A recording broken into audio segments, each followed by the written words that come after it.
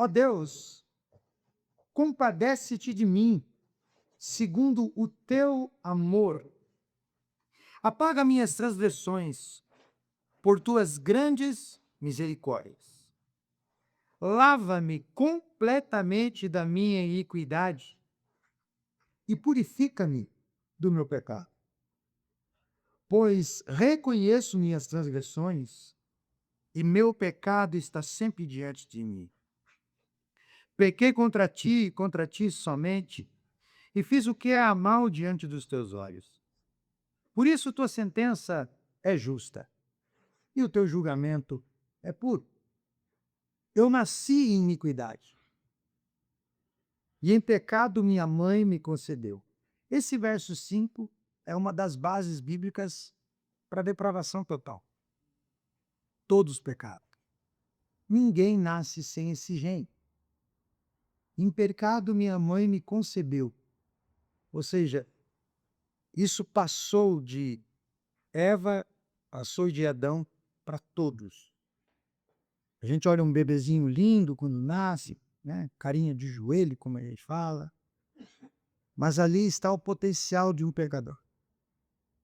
A gente diz, como alguém pode se tornar adulto, se tornar tão mal? Como a sociedade pode corromper alguém? Mentira. Todo o potencial de mal está em todos. Eu vou falar uma coisa bem pesada, mas todos aqui têm potencial para se tornar um Hitler.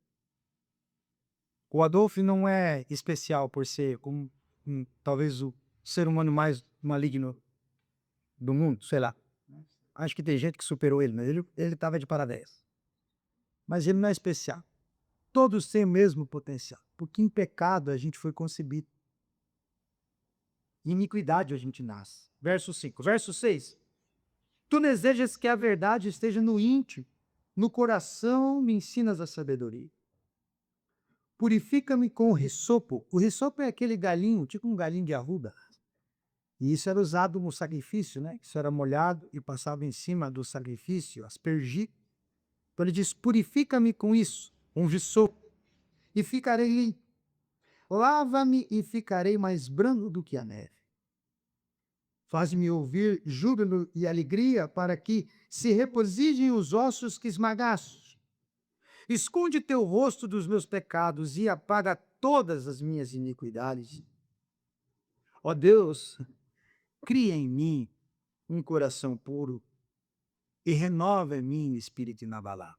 Davi, muito antes de Cristo, está clamando por um novo nascimento.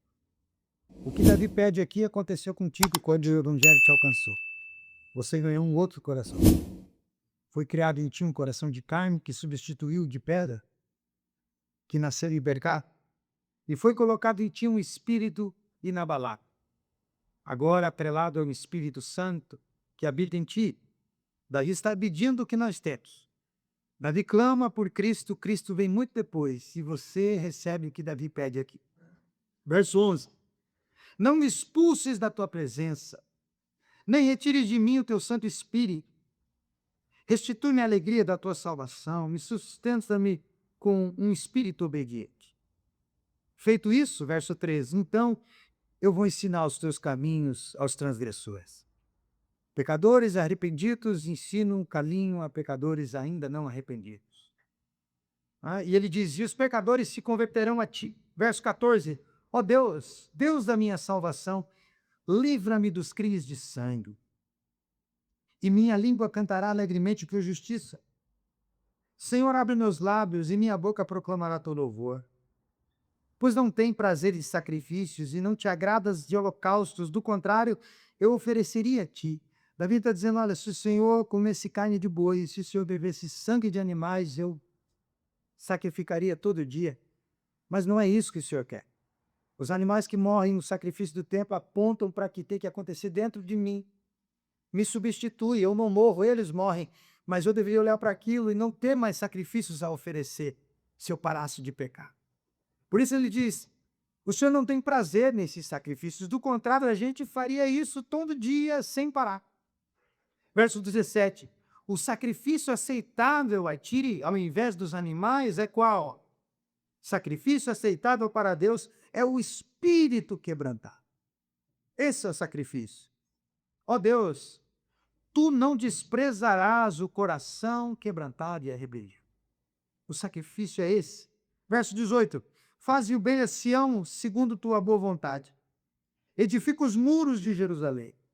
Então te agradarás de sacrifícios de justiça, dos holocaustos e das ofertas queimadas. Então serão oferecidos novilhos em teu altar. Aí os animais vão morrer sem achar que o Senhor bebe sangue deles e come a carne deles. Amém? Vamos até aqui. Vamos orar. Pai, obrigado, Senhor, mais uma vez, por termos diante de nós a Escritura. A palavra que vale a nossa vida. Aquilo que pavimenta o nosso caminho, nos direciona e nos dá segurança para caminhar. Como a gente sempre repete aqui todo domingo, a gente pode ter o livro, a gente pode ter o texto. O livro a gente pode colocar no porta-luva, ter no celular, deixar na estante como enfeite. O texto, a gente pode ler ele todo dia, graças a Ti. Contudo, a palavra a gente só guarda no coração. A palavra não cabe em outro lugar a não ser no coração de quem acolheu. Então, que essa palavra hoje faça a cirurgia necessária no nosso coração, para que a gente tenha a chance de sair daqui melhor do que entrou. É a nossa oração em nome de Jesus. Amém. Amém. Irmãos, é estranho o que eu vou dizer aqui, mas é realidade, né? Uma das maiores necessidades da nossa vida cristã, está soprando aqui, uma das maiores necessidades da nossa vida cristã é também uma das práticas mais negligenciadas por cristãos. Você parou para pensar nisso? É uma necessidade. Não estamos falando de opção. Nós estamos falando de necessidade. Certo? E uma das maiores necessidades, se não a maior necessidade, é aquilo que a gente mais abre mão e negligencia. E do que eu estou falando? Eu estou falando do arrependimento. O arrependimento é uma necessidade nossa. Como respirar, como se alimentar, como beber água, como se vestir quando dá frio. É uma necessidade o arrependimento. Contudo, é uma coisa que a gente negligencia, que a gente abandona na maioria das vezes, ou no mínimo abre mão. A gente costuma pensar no arrependimento como algo necessário apenas no começo da nossa fé. Lá no primeiro dia, quando alguém fez um apelo, a gente ergueu a mão, foi para frente, e quem sabe repetiu aquelas palavras que alguns gostam de fazer, né? Repita comigo, eu me arrependo dos meus pecados, você vai repetindo aquela confissão positiva para ver se aquilo acontece alguma coisa. Aí parece que é para aquele dia, a gente se arrependeu lá e pronto, ficou. É só para esse começo. Como se apenas a porta de entrada para uma vida de fé fosse necessária para o arrependimento. É só ali. Mas a Escritura mostra para nós alguma coisa muito diferente. O arrependimento não é apenas o começo dessa vida cristã. Não é só o início. O arrependimento é o caminho pelo qual a gente continua vivendo diante de Deus. Não tem como viver diante de Deus sem arrependimento. É impossível. Não tem como. Não tem como isso acontecer. A gente tem que viver diante de Deus nessa virtude, nesse comportamento, em arrependimento. E isso acontece por quê? Porque embora a gente tenha sido alcançado por essa graça, salvo por esse favor de Deus, sido transformados pelo Espírito, a gente ainda carrega dentro de nós uma natureza inclinada ao pecado. Apesar de todo o favor estendido, nós ainda lutamos dentro de nós contra uma natureza que ainda quer voltar a fazer o que fazia antes, ainda quer praticar o que praticava antes. E qual é o jeito de lidar com essa natureza? Em arrependimento. Nós ainda somos pessoas que precisam diariamente voltar os olhos para esse Deus, reconhecer as próprias falhas e buscar novamente a misericórdia dele todos os dias. Por isso que Jeremias, no livro de Lamentações, vai dizer que as misericórdias do Senhor se renovam a cada manhã. Por quê? É gratuito isso? Não, é porque a gente precisa de misericórdia a cada manhã. A gente precisa disso. Outra razão do porquê a gente precisa viver em arrependimento é uma coisa tão óbvia, mas que passa batido, né? Veja, Deus conhece a gente completamente, sabe quem nós somos, de dentro para fora, de fora para dentro. Conhece todos os nossos pensamentos antes que eles sejam pronunciados, a gente cantou isso. Pesa as nossas palavras todos os dias. Investiga as nossas atitudes, as nossas intenções, todo momento. Se Deus faz isso de maneira ininterrupta, toda hora, como que a gente vive diante de um Deus santo? Se você é um flagrante diante dele, 24 horas por dia, como que consegue viver diante de um Deus santo que cobra justiça e santidade? Em arrependimento. O único jeito de você se relacionar com Deus assim, que é tão acima de ti, tão mais santo que tu, e que tem todo o poder e todo o direito de cobrar os seus pecados, né, em arrependimento, senão não tem relacionamento. Porque nós não estamos falando de um Deus que abre uma investigação para ver se a gente errou. A gente está falando de um Deus que assiste em tempo real cada pecado nosso. Você é monitorado por Deus 24 horas por dia. Você pode deitar na sua cama e se cobrir com 5 cobertores não te escondem dos olhos do Senhor. Você pode fazer a tua casa toda de sulfilme, se esconder lá dentro, colocar portas e janelas de espessuras de milímetros, ele te enxerga, ele te vê. Como que a gente vive diante de um Deus assim? Que tem o direito de cobrar as nossas falhas porque é santo. Tem que viver em arrependimento. Então, o arrependimento não deveria ser para nós uma reação ocasional diante das grandes quedas que a gente sofre, mas devia ser uma postura diária diante da santidade de Deus. Mas sabe qual é o nosso problema? O nosso problema é que a maioria das vezes a gente trata o arrependimento como uma emergência espiritual.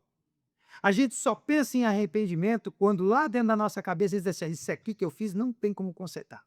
Eu não tenho como dar desculpa, eu não tenho como maquiar, eu não tenho como engendrar alguma história aqui em volta. Esse eu vou ter que me arrepender. Esse eu vou ter que confessar, porque a maioria do tempo é isso que a gente está fazendo. A gente peca e para não se expor, para não confessar, a gente faz o quê? A gente tenta maquiar. Tá, eu errei, mas como é que eu posso deixar isso aqui um pouquinho mais bonito? Como é que eu posso deixar isso aqui um pouquinho mais apresentável? E a gente vai indo assim, de maquiagem em maquiagem, de fantasia em fantasia, de máscara em máscara, até o dia que a gente faz uma coisa que aí não tem como. Aí a gente diz, agora eu vou ter que usar a carta do arrependimento. A gente trata arrependimento assim, como emergência. Nós deixamos para nos arrepender apenas quando o nosso pecado se torna público. Já parou para pensar nisso? Você trata o arrependimento só quando as pessoas descobrem. E se você não tentar, e você vai tentar, maquiar. Mas daí tornou público, agora foi. Por que não trata para arrependimento antes? Porque para nós o arrependimento é uma carta. É o gato do truco, entendeu? Que a gente guarda para a última mão. É para quem joga truco aqui. É o carretão dos 6 do dominó. A gente guarda para a hora que precisa usar, achando que é para isso que serve o arrependimento. E não é. Não é isso. Então o arrependimento não deve existir porque fomos descobertos pelos homens, mas porque deve existir por quê? Porque somos confrontados pela santidade de Deus. A gente não deve usar o arrependimento porque os homens nos descobriram em pecado. A gente deve usar o arrependimento porque diariamente nós estamos diante do Deus Santo. Diariamente. E é nesse contexto que o Salmo 51 acontece. O Salmo 51 nasce de um dos momentos mais sombrios da vida de Davi, do rei de Israel. Aquele que Deus escolheu para substituir a escolha dos homens e disse, essa é a escolha do meu coração. Davi. Irmãos, a maioria dos salmos não tem como você saber o contexto. A maioria deles. Você lê o salmo e não tem como identificar o porquê ele foi escrito. Qual foi a situação que motivou aquele salmo ser escrito? A gente não sabe. A gente lê o salmo e vai deduzindo. É perseguição, é guerra, é fome, alguma coisa. Mas a gente não sabe o que motivou, qual foi a história. Mas alguns têm. O Salmo 51 tem um contexto.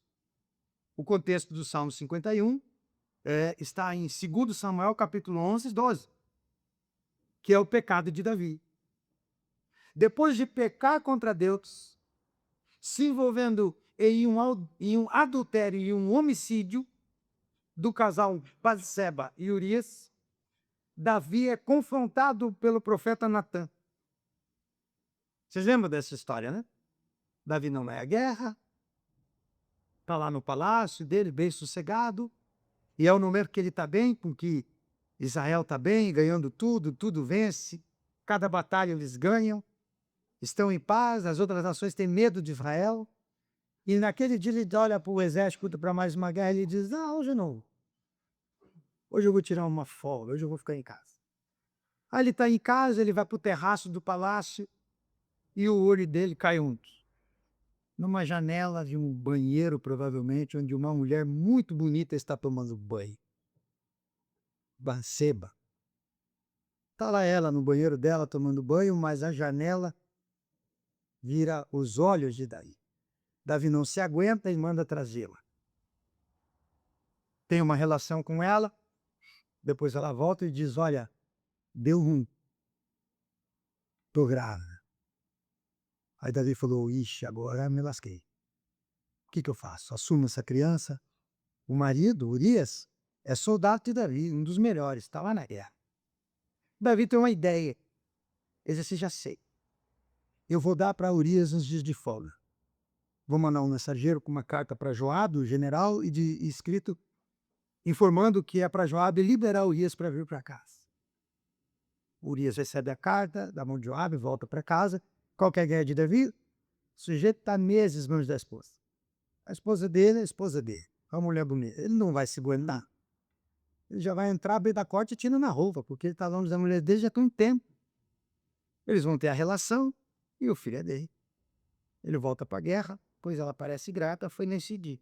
Tá tudo, a data está próxima, tem um plano perdendo. Mas Urias é camarada.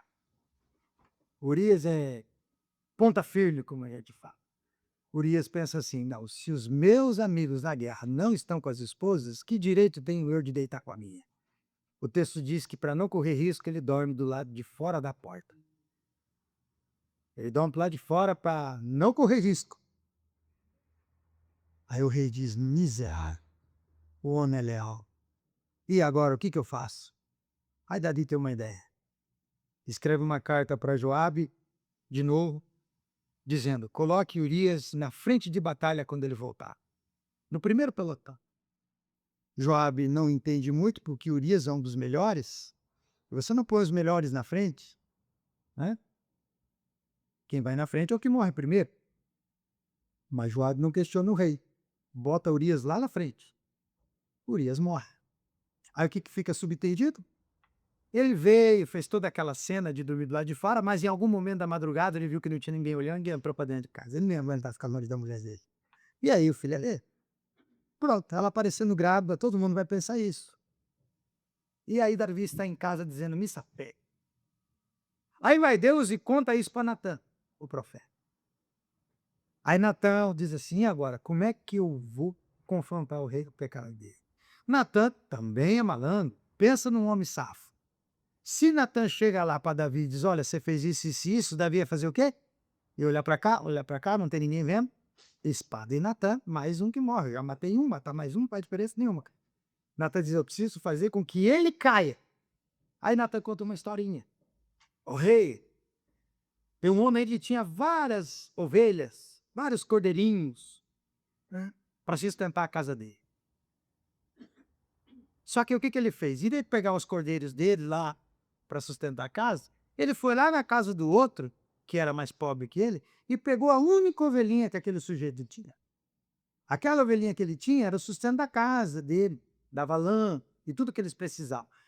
Vê que maldade, o cara tem um monte lá do monte dele para pegar aquele que só tem um para pegar o dele. que a gente faz? Aí o que Davi faz? Davi é um rei justo, ó. Davi, traz ele aqui que ele vai saber o que é justiça. Traga esse homem aqui que nós vamos pegar ele. Aí Natan diz, pois esse é tu. Com tantas esposas e tantas concubinas, você me inventa de pegar a mulher do cara e depois ainda mata o cara, rapaz. Aí Davi viu que foi pego por Deus. Esse é o contexto do Salmo 51. O Salmo 51 é a oração de Davi de arrependimento desse episódio. Davi aqui cai em si do que ele fez. Adultério e assassinato. E se você acompanhou a leitura do Salmo, você percebeu que Davi não está tentando justificar nada aqui. Ele entendeu que não tem justificativo. Davi não está procurando culpado para dizer assim, mas também aquela mulher toma banho naquela hora, bem na janela, ela também queria alguma coisa, porque ela sabe que eu fico lá no terraço do meu palácio. Ele não quer arrumar culpados. Não tenta diminuir o tamanho do pecado dele. Davi simplesmente se coloca diante de Deus e clama por misericórdia. Clama por graça. Davi entende que não tem nenhuma solução humana capaz de restaurar aquilo que o pecado destrói. Não existe em nós nenhuma capacidade para restaurar aquilo que o pecado destruiu, aquilo que o pecado arrasou. Ele não busca nada que não seja em Deus para poder se reerguer. Veja, não tem argumento de Davi aqui, não tem posição de Davi aqui porque ele é rei, não tem influência de Davi aqui porque ele é segundo o coração de Deus, não tem nenhuma conquista que ele possa colocar diante de Deus, Senhor, se eu pequei, mas pelo menos eu fiz isso, pelo menos eu fiz aquilo, não tem nada. O único jeito de resolver o problema da culpa diante de um Deus santo é o arrependimento. A única maneira de se resolver com Deus é pelo arrependimento. Davi sabe disso. E aqui a gente tem um aprendizado fundamental. O arrependimento verdadeiro não é um sentimento de culpa apenas. Não é um sentimento de culpa que nos paralisa. Mas o arrependimento verdadeiro é uma obra da graça de Deus que nos leva de volta para Ele. É Deus quem nos traz o arrependimento, porque foi Deus quem mandou Natan lá. Se Deus não quisesse que Davi se arrependesse, não houvesse mais jeito para Davi, por que Deus iria mandar Natan? Não bastava Deus simplesmente matar Davi? No sono ainda, para ninguém ver? O homem dorme saudável e não acorda? Por que Davi manda Natan? Exatamente porque Deus queria que ele se arrependesse. Por isso o arrependimento, além de tudo, é uma obra da graça de Deus. É Ele que nos conduz a isso, a nos arrependermos. Esse lugar de quebrantamento produzido pelo arrependimento não é um lugar, então, onde Deus nos abandona para sofrer a consequência dos nossos pecados sozinhos, mas é onde Deus nos encontra para nos reerguer para a vida, para nos reerguer, para nos transformar. Deus quebra aquilo que precisa ser quebrado, para depois reconstruir aquilo que somente Ele pode restaurar, a nossa relação com Ele. Ele é o ofendido e é Ele quem busca a reconciliação. É Ele quem busca. Davi está percebendo aqui que pelos próprios esforços ele não vai conseguir. Os próprios esforços não são suficientes. Ele percebe aqui que não precisa apenas melhorar alguns aspectos da vida dele. Ele percebe aqui que precisa ser tratado de maneira profunda por Deus. Nessa leitura do Salmo a gente aprende isso. Por isso eu queria meditar com você nessa manhã sobre esse tema. O arrependimento é a única resposta para o pecado. O arrependimento é a única resposta para o pecado. E por quê?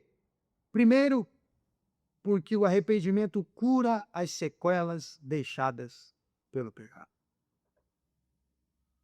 A pior coisa de contrair uma enfermidade são as sequelas, não é? Você não fica só aliviado daquela doença ter sido curada, ou ter sido tratada, ou ter sido estabilizada. Vem uma outra preocupação depois disso. O que vem depois da cura? O que sobrou no meu corpo para eu ter que lidar? O Covid veio e mostrou isso para nós. O meu primo pegou Covid, ficou 52 dias internado, dos quais 48 foi entubado. Ele não morreu porque Deus não quis que ele morresse.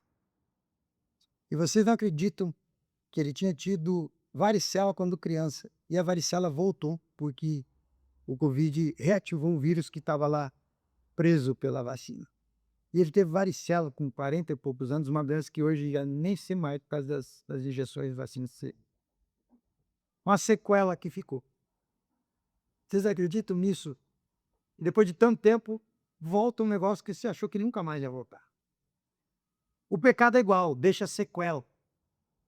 A gente fica sequelado, mesmo depois de perdoá-la. Mas o arrependimento ajuda a curar essas sequelas. Vamos lá.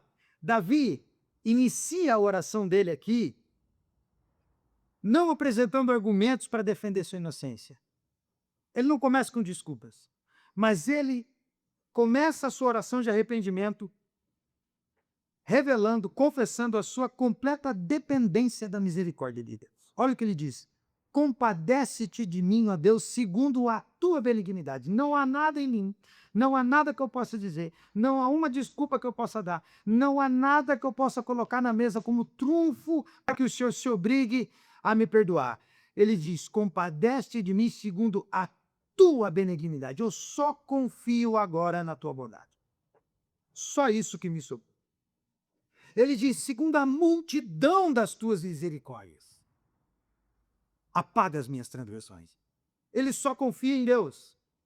Então é interessante perceber que Davi não começa falando sobre consequências do pecado dele só. Ele começa falando sobre o caráter de Deus.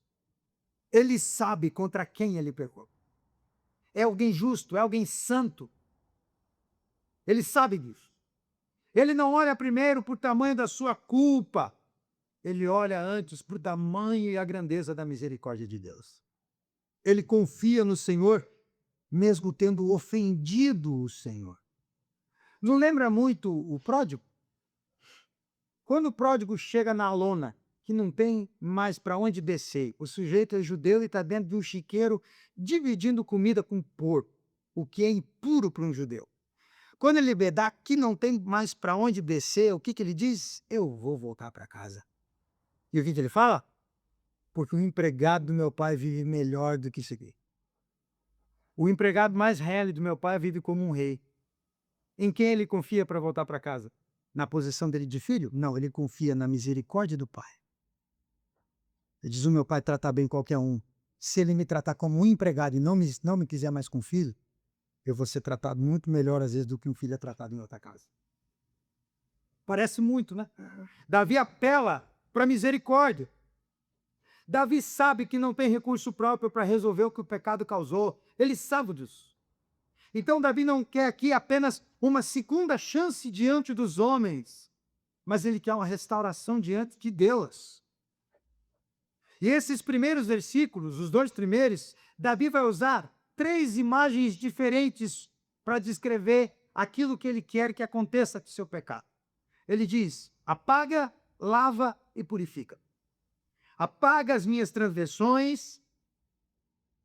Ele diz: lava-me da minha iniquidade e purifica-me do meu pecado. Ele usa essas 3 palavrinhas: apagar, lavar e purificar. E embora essas palavras tenham sentidos próprios no texto hebraico, juntas elas revelam para nós aqui a profundidade daquilo que o arrependimento pode produzir, daquilo que o arrependimento pode pedir a Deus. Em primeiro, a gente vê então que Deus precisa apagar o que o pecado registrou. Essa é a ideia de Davi. Apaga. O pecado deixa marca. Davi diz: apaga. Apaga, Senhor. A gente vive numa cultura hoje onde quem tenta tratar o pecado como algo superficial é alguém espiritual. A nossa cultura não lida mais com o pecado. Trata o pecado como um errinho qualquer. A maioria das pessoas diz: não, foi só uma escolha errada. Pô, foi só uma falha. Pô, todo mundo faz isso. A gente usa o versículo bíblico, não usa? Pequei, mas quem não tem pecado que atire a primeira pedra. E fala isso sem perceber que quem disse isso no texto foi o que não pecou, o único Jesus. Vamos para o texto lá. Você já imaginou se aquela mulher dissesse isso para aqueles homens? Que os homens querem apedrejar da frente de Jesus. Se ela dissesse, ó, duvido que ele não pecou, que ele não tiver, tira a primeira pedra, ela ia comer pedrada até por dentro da boca, gente. Que aqueles homens se achavam melhores do que ela, sim. Ela nunca ia poder fazer esse desafio, porque ela ia morrer apedrejada. Quem disse isso foi o Cristo. E se você olhar mais profundamente para esses textos de João, o único que podia dar a pedrada era ele, porque era o único que não tinha pecado. Então não adianta você dizer isso quando você erra, tá? Quem não tem pecado, atire a primeira pedra, porque vão te socar de pedra. Um paralelepípedo ainda na tua cabeça. Você não pode arvorar isso, porque o único que arvorou isso foi o Cristo, que não peca. Então não dá para tratar o pecado assim. A Escritura nos mostra que o pecado não é apenas uma atitude equivocada que a gente teve num dia de sol ou num dia de chuva. O pecado é uma afronta contra um Deus santo. Por isso ele precisa ser apagado. Então, Davi não pede para Deus simplesmente ignorar o que ele fez, ignorar o que aconteceu. Ele pede para que Deus faça que aquilo desapareça pela sua graça e misericórdia. Ele diz, apaga, Senhor. Apaga. Alguém aqui já passou por processo de tirar tatuagem? No laser? É dolorido e não sai tudo, né? Tanto é que a maioria nem faz o tratamento do laser para tirar, e inventa uma outra em cima.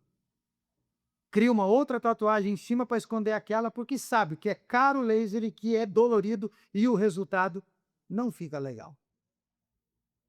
Então, se você colocou o nome de uma ex-namorada aí no corpo, você vai ter que engendrar um nome lá. Vai ter que inventar alguma palavra lá para poder cobrir aquilo. Que no laser vai ficar caro e não vai sair. Tatuagem é como pecado.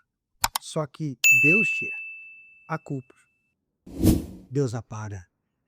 Você pecou, você tem o exímio cirurgião em apagar pecados.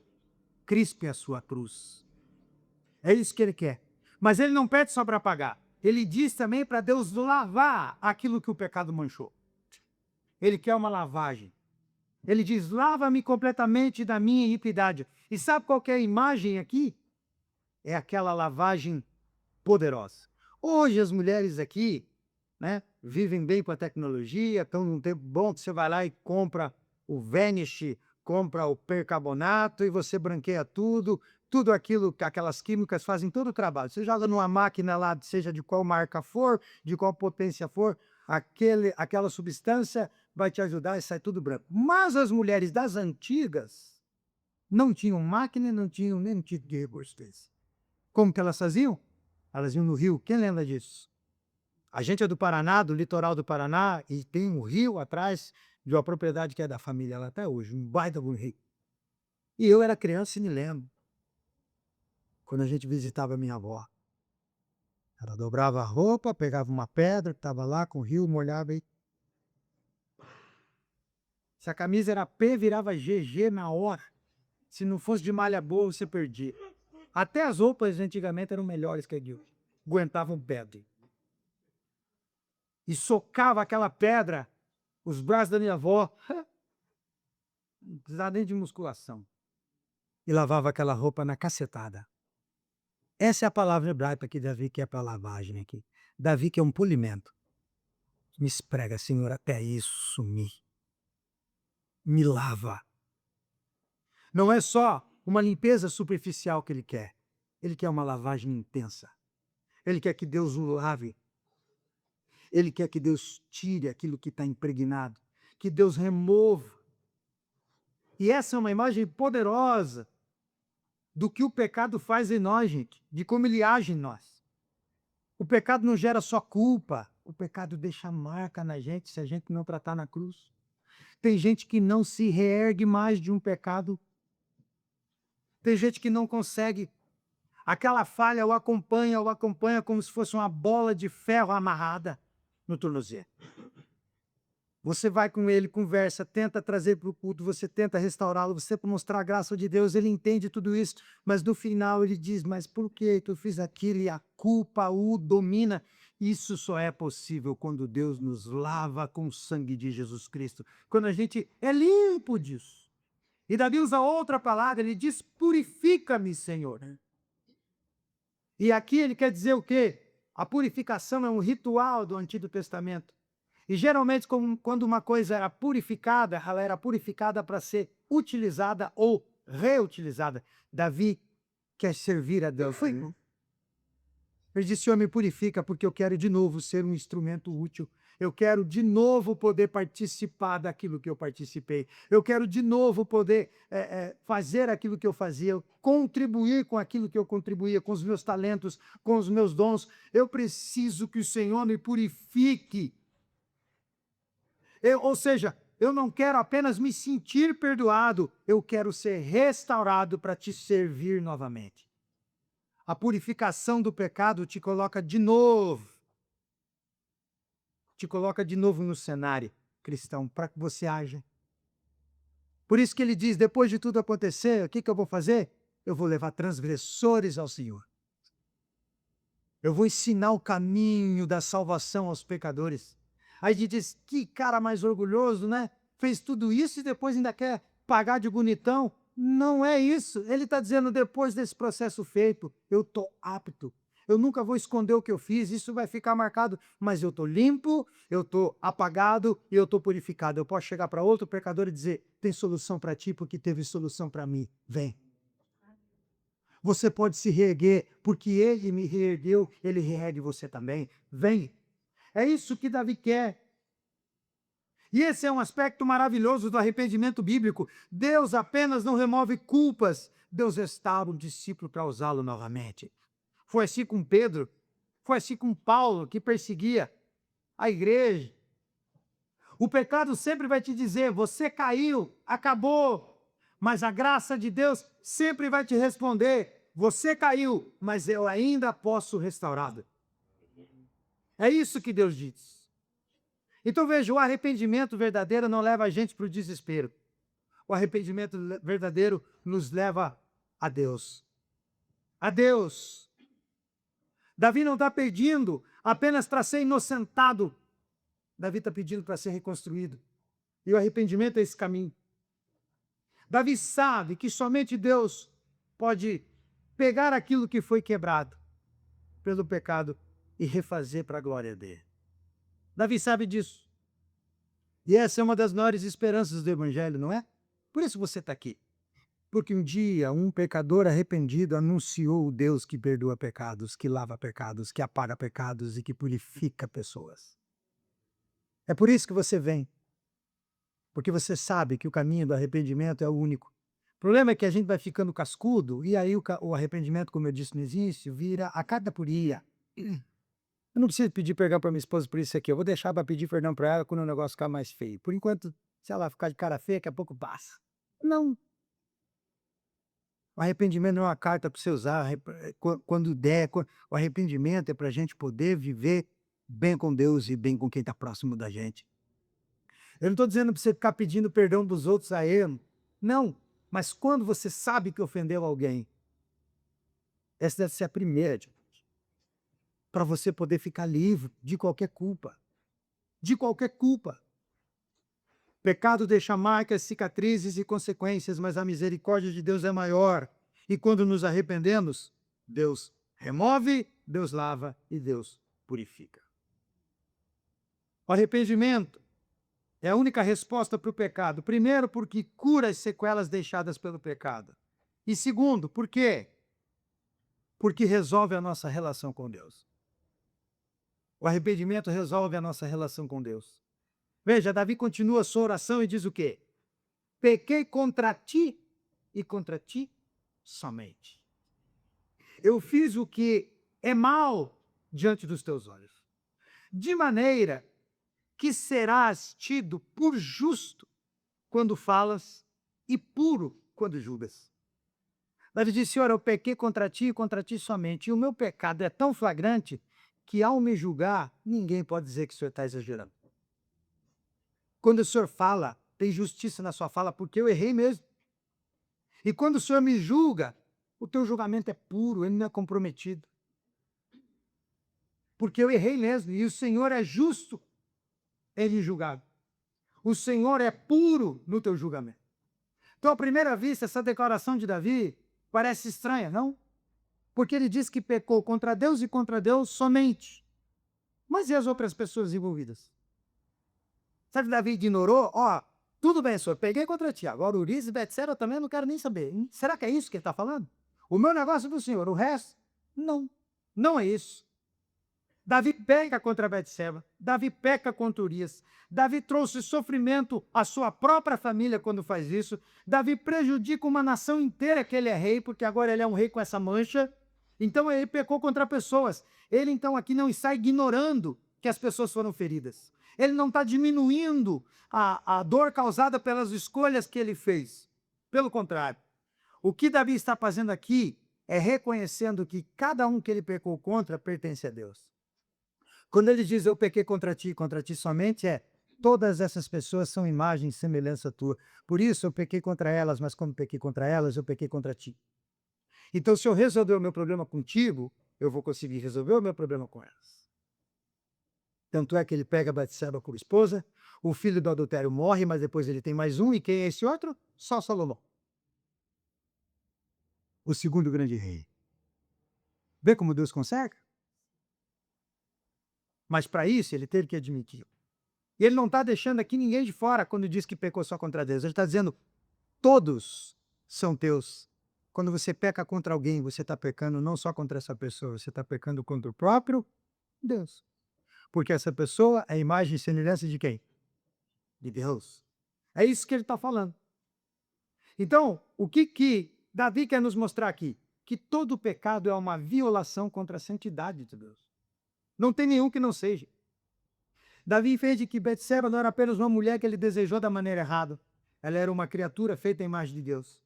Urias não era apenas um soldado que estava no caminho dele, nos planos que ele teve. Urias era alguém criado por Deus e tinha sido colocado sob a responsabilidade de Davi, porque ele era um soldado. O povo de Israel não era apenas uma multidão que Davi governava, era o povo que pertencia a Deus. Por isso, quando ele peca, ele não está apenas quebrando regras sociais, ele está violando a vontade daquele que estabeleceu a ordem da criação. Quando você peca, você não está apenas ofendendo a sociedade, a sua família, você está ofendendo Deus, porque tudo é de Deus. Por isso que Davi sabe, eu preciso primeiro me resolver com ele, e depois não vai ficar difícil de eu me resolver com os outros. Não vai ficar difícil. Essa é uma verdade que a nossa cultura é em grande dificuldade de aceitar. Muitas pessoas conseguem entender que determinadas atitudes que elas tomam causam dano às pessoas, mas não se resolvem com as pessoas, por quê? Porque não entendem que o pecado delas antes ofende Deus. Por isso que tem gente que peca contra ti e não volta para resolver. O dia que ela entender que quando pecou contra ti, ela precisa se resolver com Deus, ela voltará. E se você se resolver com Deus, fique tranquilo, resolver-se com as pessoas vai ficar muito mais fácil. Porque você não vai chegar dando desculpa. Ó, eu pequei contra ti, mas você também não é fácil. Você vai tirar todo o mais. Vai ficar só na primeira parte. Pequei contra ti. Pedi perdão a Deus, Deus me perdoou. E eu quero que você me perdoe também. E aí você religa relacionamentos. Ah, vai ficar amigo daquela pessoa, vai dormir junto, vai almoçar junto, quem sabe não. Mas vai ficar em paz. Quem sabe você vai manter uma distância dele, ele vai manter uma distância de ti, e quem sabe com o tempo um relacionamento volta. Mas você vai poder deitar no seu travesseiro, olhar para o teto e dizer obrigado, Deus. Obrigado, Deus, porque eu não preciso resolver nada. Está tudo certo. Eu estou em paz. É o que Davi está dizendo para a gente. A nossa cultura não sabe disso. Antes de destruir relacionamentos horizontais, o pecado destrói o relacionamento vertical com Deus. É por isso que Davi não procura apenas uma solução emocional para o que ele está sentindo. Ele não precisa apenas se sentir melhor. Davi precisa de uma reconciliação com Deus. O pecado resolve isso. O arrependimento resolve isso. O arrependimento resolve o que o pecado fez. Outro ponto aqui é que o arrependimento nos coloca novamente diante de Deus. O arrependimento faz isso. Veja, Davi não foge da presença de Deus.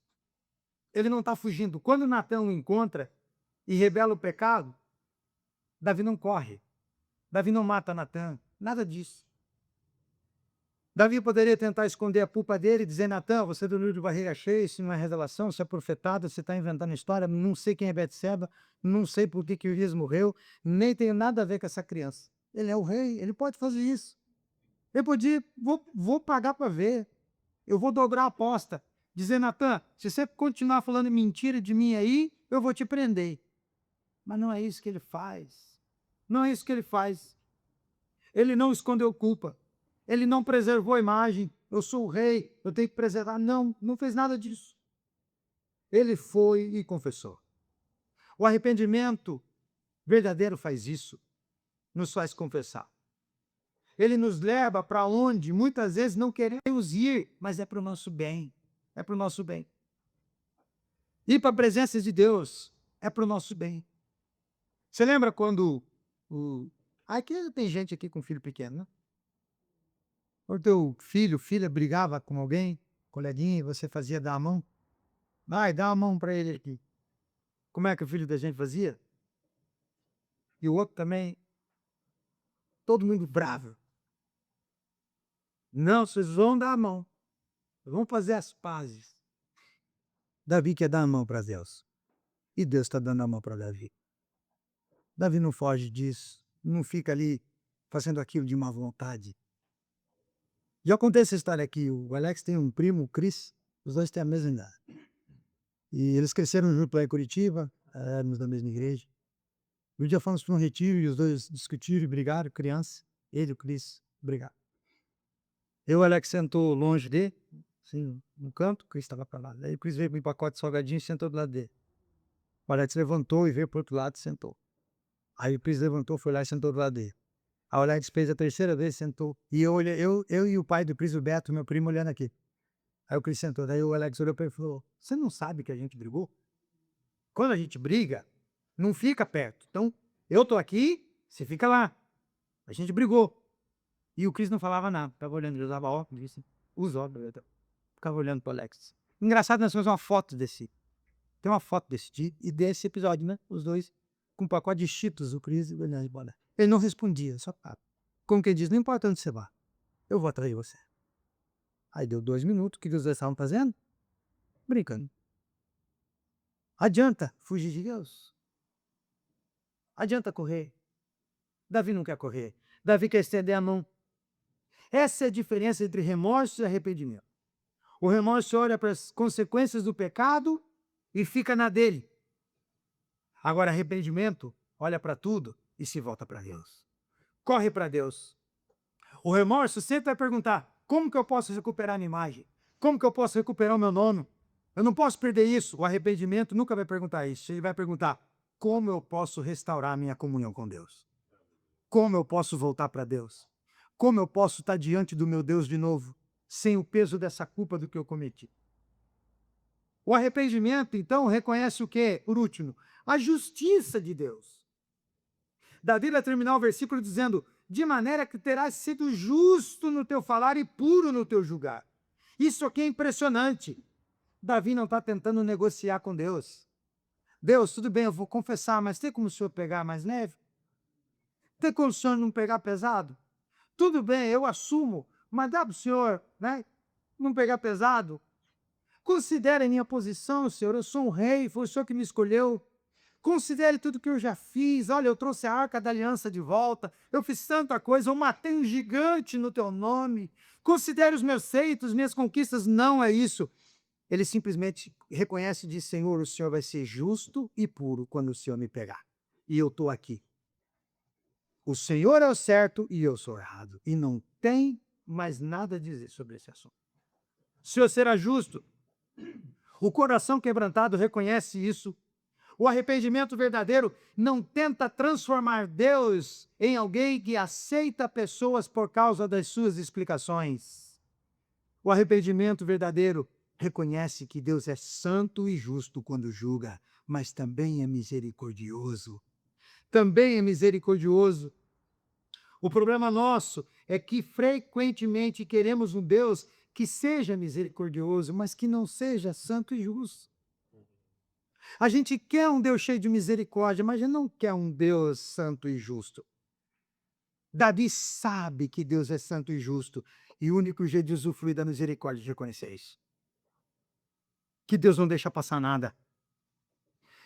A gente quer perdão sem confronto, irmãos. A gente quer o perdão sem confronto com Deus, sem conversa. A gente quer restauração sem arrependimento. A gente quer graça sem mudança de vida. Mas veja, a graça de Deus nunca ignora o pecado. Ela trata o pecado e a cruz de Cristo é a maior prova disso. Na cruz de Cristo, todos os nossos pecados foram tratados. Quem nunca pecou, levou a culpa de todos os seus, os meus, do mundo inteiro, passado, presente e futuro. Como nós repetimos aqui, eu, Oscar e o Felipe, até os pecados que você ainda vai cometer já estão naquela cruz. E isso não quer dizer que você deve pecar em paz. Isso quer dizer que você deve evitar pecar. Porque até isso já está perdoado. Jesus não vai precisar ir à cruz de novo. O pecado de amanhã já está pago. Quer dizer, é inevitável que a gente peque, mas o pecado para nós agora é um acidente. Ele não é mais nosso dono, não é quanto mais. A gente luta para não pecar, e a cruz é a prova de que Deus leva isso a sério. Veja que em Cristo Deus não fingiu que o pecado não existia, mas em Cristo Deus derrama o seu julgamento que era sobre nós. Tudo que merecemos foi em Cristo. E a misericórdia que a gente não podia receber, em Cristo a gente tem abundante. Abundante graça do Senhor. Por isso, quando nos arrependemos, não estamos tentando convencer Deus a nos amar. Quando nos arrependemos, estamos respondendo ao amor revelado na cruz. Quando você se arrepende de Deus, você não está tentando convencê-lo a gostar de você. Oh, Senhor, estou arrependido, gosta de mim. Mas quando você se arrepende de Deus, você está só reconhecendo que existe uma fonte inesgotável de misericórdia, de justiça, de graça, na pessoa de Jesus. Para encerrar, Davi era músico. E você vai lembrar lá em 1 Samuel, que na sua juventude, Davi tocava a sua harpa para acalmar quem? Saul, não é? Quando Deus tira o espírito de Saul, remove o espírito de Saul, o que vem até Saul? Um espírito maligno para atormentá-lo, não é isso?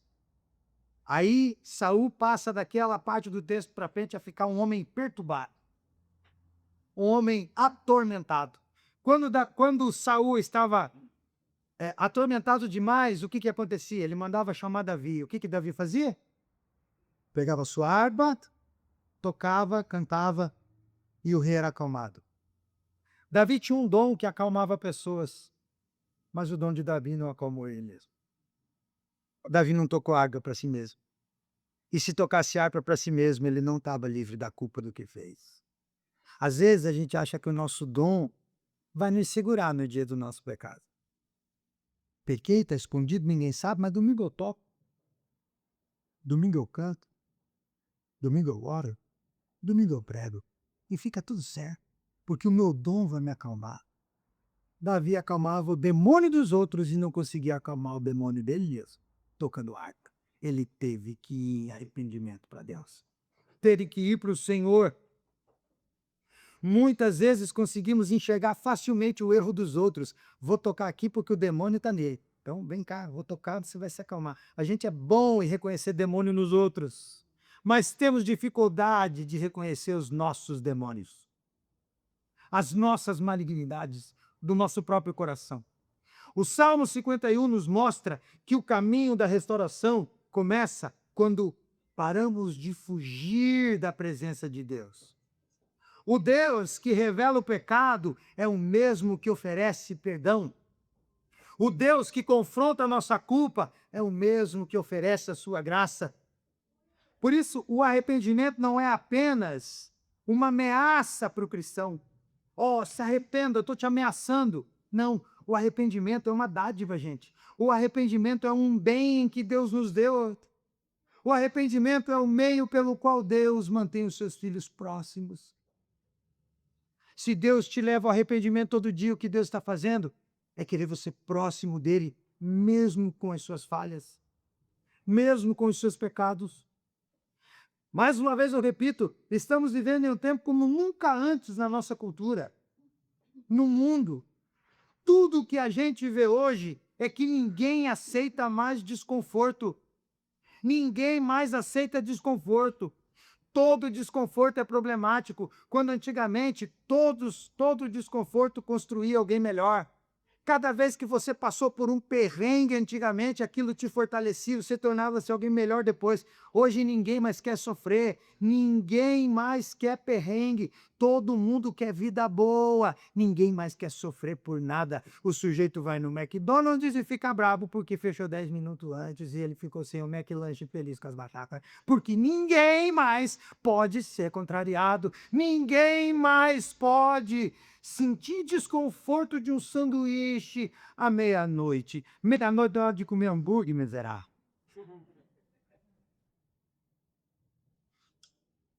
Ninguém mais quer isso. Todo desconforto é, ai, não. Ah.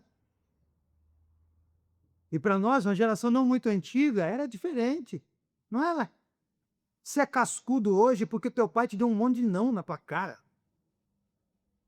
Porque tua mãe te deu um monte de não na tua fuça, por isso você é quem é hoje. Eu vejo o pai dizendo, eu vou dar para o meu filho o que o meu pai não pode me dar. Eu digo, vai estragar a vida do filho. Se você é homem, é porque o teu pai fez isso, você tem que repetir. Se você é uma mulher decente, é porque você passou por isso, você tem que repetir isso então. Ah não, mas eu vou dar tudo que ele quer porque eu não quero que ele chore, eu não quero que ele sofra. Vai criar um alecrim dourado que vai do McDonald's 10 para meia-noite, querendo que façam batata e hambúrguer para o futuro. É isso que você vai criar. É só isso que acontece, gente. Ninguém mais quer desconforto. Todo desconforto hoje é patológico. Nunca é dele. Nunca é dele. É sempre de alguém. É sempre de alguém. O que eu já escutei como frase, ah, pastor, você prega bem, é gostoso te ouvir, mas eu cansei de apanhar. Se eu nunca tenho uma cosquinha, todo domingo você senta o porrete em nós. Eu gosto de te ouvir, mas eu cansei de apanhar, eu vou trocar, eu vou para outro lugar, porque aqui não tem incentivo. Via de regra, não demorava muito vir esse canto. Não demorava muito, aparecia o porquê que ele não está querendo ficar sentado lá todo domingo. Se você está aqui e não vai embora, não é só porque você gosta de me ouvir, é que você sabe que a gente precisa disso aqui.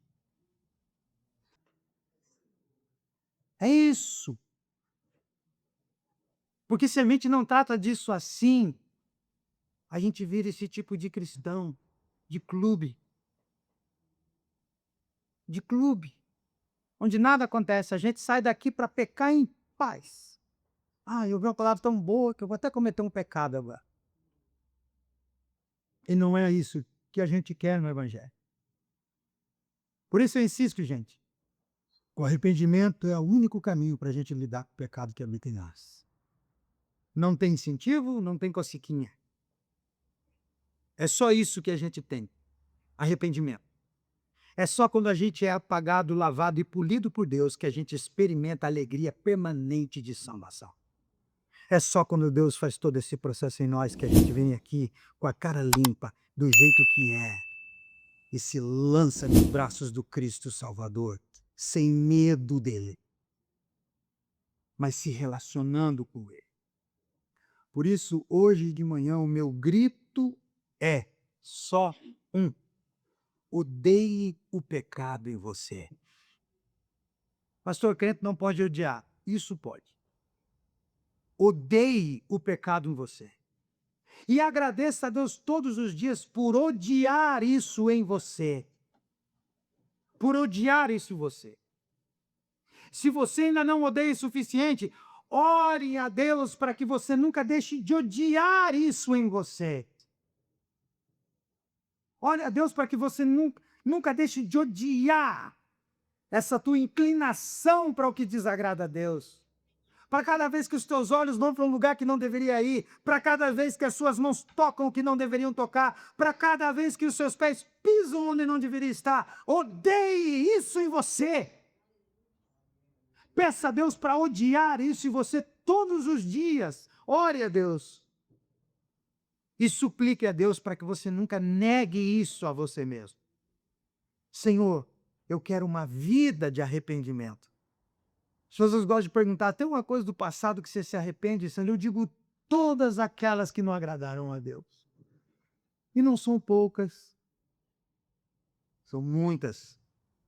Eu me arrependo de todas as vezes que eu usei alguém como descarte, como um copo d'água descartável que eu bebo, jogo fora e pego outro. Todas as vezes que eu enganei alguém para me safar, para me dar bem, para ficar por cima. Todas as vezes que eu ofendi alguém gratuitamente.